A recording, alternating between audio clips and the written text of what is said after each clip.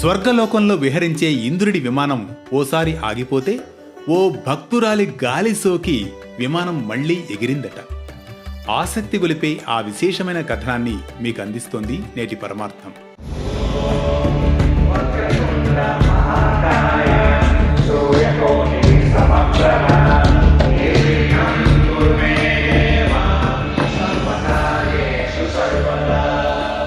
ఒకనాడు ఇంద్రుడు వినాయకుని భక్తుడైన భృగండి అనే ఋషిని దర్శించి తిరిగి స్వర్గానికి వెళుతూ ఉండగా ఓ చోట విమానం అకస్మాత్తుగా ఆగిపోతుందట.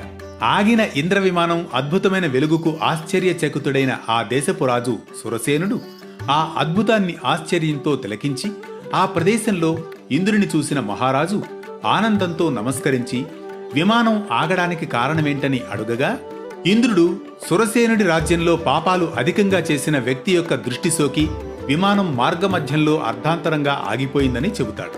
అప్పుడు ఆ రాజు మరి ఆగిపోయిన విమానం ఎలా బయలుదేరుతుందని అడగడంతో ఇంద్రుడు ఈ విధంగా చెబుతాడు. ఇవాళ పంచమి, నిన్న చతుర్థి.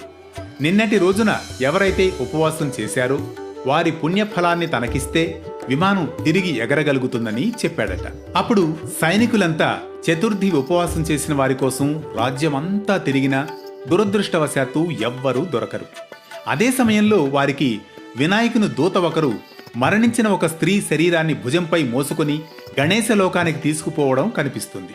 ఆ స్త్రీ తన జీవితకాలంలో ఎన్నో పాపాలు చేసి ఉంటుంది. సైనికులు వెంటనే ఎంతో పాపాత్మురాలైన ఆ స్త్రీని ఎందుకు విఘ్నేశ్వర లోకానికి తీసుకెళ్తున్నారని ప్రశ్నించగా, దానికి గణేశ దూత నిన్నంతా ఈ స్త్రీ తెలుసో తెలియకో రోజంతా ఉపవాసం ఉందని, సంకష్టహర చతుర్థి అని తెలియకుండానే ఆమె నిన్న పూర్తిగా అభోజనంగా ఉండి చంద్రోదయం అయిన తర్వాత భోజనం చేసిందని, ఇందువల్ల ఆమెకు తెలియకుండానే సంకష్టహర చతుర్థి వ్రతం చేసిన ఫలం దక్కుతుందని వివరిస్తారు. అంతటా ఆ సైనికులు ఆ స్త్రీ మృతదేహాన్ని తమకిమ్మని, అలా చేస్తే ఆగిపోయిన ఇంద్ర విమానం తిరిగి బయలుదేరుతుందని అడుగుగా గణేశదూత అందుకు నిరాకరిస్తాడు. ఆ సమయంలో ఆ స్త్రీ శరీరం నుంచి వచ్చిన గాలి కారణంగా అక్కడ ఒక ప్రచండమైన గాలి వీచి వెంటనే ఇంద్ర విమానం బయలుదేరిందట. అంతటి పరమార్థముంది సంకష్టహర చతుర్థి వ్రతానికి. మరో ఆసక్తి గొలిపే కథనంతో మళ్ళీ కలుసుకుందాం వేటు న్యూస్ పరమార్థంలో.